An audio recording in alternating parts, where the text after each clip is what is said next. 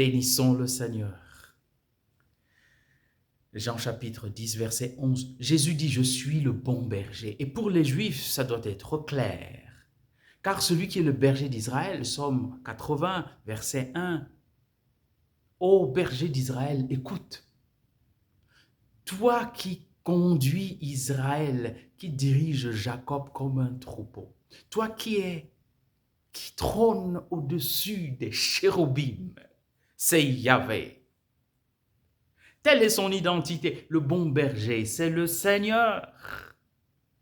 Mais en même temps, Jésus dit plus loin qu'il a des brebis qui lui appartiennent et qui ne sont pas de cet enclos. Or, les Juifs savent qu'il y a le peuple juif, le peuple choisi, et les nations. Eh bien, s'ils ne sont pas parmi nous, Juifs, ils sont des nations. Et ça devrait être clair que Jésus dit ainsi qu'il est venu pour être le berger non seulement des Juifs, mais des nations païennes également. Souvenez-vous de Siméon, maintenant maître souverain, Luc chapitre 2. Tu peux laisser ton serviteur s'en aller en paix, car mes yeux ont vu ton salut.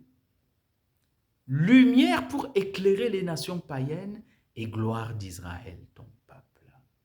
C'est lui. Effectivement, il arrive, il a pris chair de la Vierge Marie.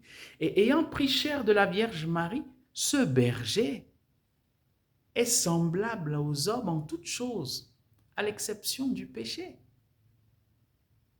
Il est agneau et berger. Agneau glorieux, agneau que nous avions crucifié, agneau devenu notre berger. Oui, prends pitié de nous, Seigneur. Conduis-nous vers le Père. C'est là que le berger nous conduit. Donne-nous la paix. Ce berger est agneau, l'agneau que l'on voit en Apocalypse chapitre 5. Agneau immolé et toujours vivant. Lui qui est le rejeton de David, le lion de la tribu de Juda, celui qui ouvre et personne ne ferme, celui qui ferme et personne n'ouvre, c'est lui, Adonai, le seul digne de prendre dans la main de celui qui siège sur le trône le livre et d'en ouvrir les 7 sceaux, amenant le monde à la consommation des siècles. Berger, nous voulons t'obéir.